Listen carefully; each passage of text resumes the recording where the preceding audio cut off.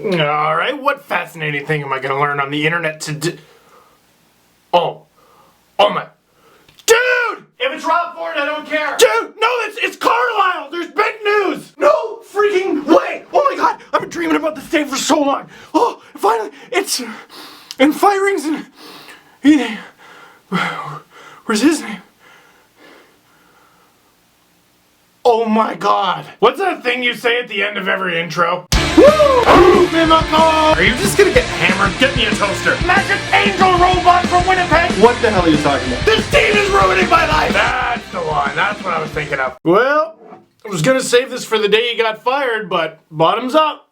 What's everyone crying about anyway? Connor McDavid's pretty good. Wait, you don't like Connor McDavid? He was on Team Canada. What do you got against Canada? Wait, what?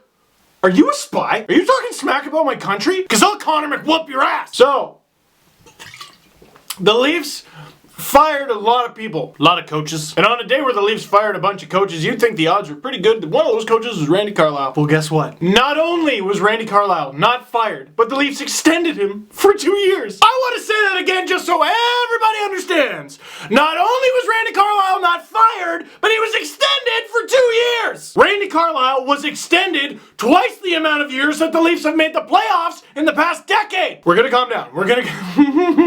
No, it's okay, it's okay. Everyone gather around. Shh. I'm gonna tell you a ghost story. Who likes ghost stories?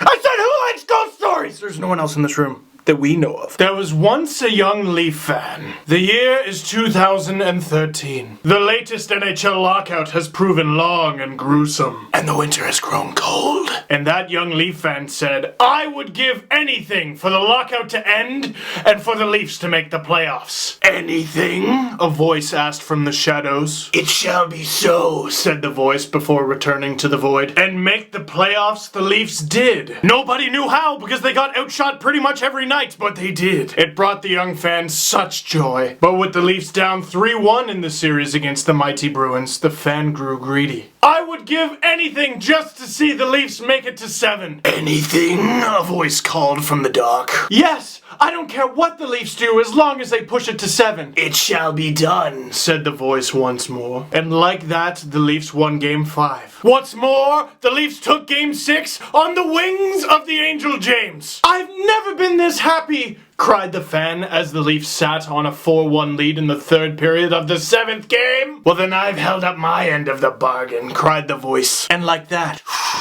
the Leafs' lead turned to dust. The next year, the Leafs returned to their playoff spot. This winter much colder than the one before, but the strength of the Maple Leafs warmed the fans' heart. Maybe, just maybe this will make up for last year's Game 7. Think again, said the voice, as the Leafs plummeted down the standings with the fans' hopes and dreams. Why do you torment me so, demon? Cried the boy. Whispered the demon. Because you're a Leafs fan. That's how I feel with the stupid-ass freaking cursed black magic voodoo team! The Leafs need a new pair of shoes! And they fired the laces! Look, it's on the players. The players gotta be accountable for what they do on the ice. But all the numbers suggest that the players are getting worse under Carlyle. Look at what happened this season. They got superhuman goaltending and they still missed the playoffs. And what's a team that gets superhuman goaltending and misses the playoffs? A bad team! Steve Simmons tweeted that if the Leafs had fired Randy Carlyle, the Florida Panthers would have been prepared to hire him. A divisional rival would have hired Randy Carlyle! And now guess what? 2-year extension for a guy whose team was one of the worst defensively in NHL history. It's in the advanced numbers. It's in the dumbass anyone with an abacus can understand it numbers. Now I hear a lot of stories, a lot of narratives around teams in the NHL. And boy, if these guys only had better assistant coaches, ain't one I hear too often. Maybe the Leafs make some moves. You know what? They need to make some moves. This is not a perfect team. Nobody, I don't think anybody out there is suggesting that without Randy Carlyle, the Leafs are a perfect Stanley Cup contending team. They're not. They might make the playoffs. Anyone who makes the playoffs has a shot at the Stanley Cup, but some of them don't have a very good shot. The Leafs would have been one of those teams. Hey, you get in there, hey, good for you. 2, maybe even win a round. With Carlyle, I think they're screwed. Even if they somehow make the playoffs next year, under Randy Carlyle, I don't think the Toronto Maple Leafs are as good as they could be. Plus, who does this mean the Leafs are going to lose? Reimer's got to be gone. I don't think anyone's going to be surprised by that. What about Jake Gardiner? What about Nazem Kadri? I thought things would be different under Shanahan. I don't know why I thought those things, but I did. You know, a thought occurred to me. The Leafs extending Randy Carlyle is the Leafs doubling down. If they fail to make the playoffs next year, it's not just the coach, it's the GM. And maybe if they miss the playoffs next year, Randy Carlyle and Dave Notice are both gone. But then I had another thought. You idiot. You big, dumb idiot. Keep being an optimist. Keep looking on the bright side. But you know better. And I thought the Leafs did too. What a dummy I am.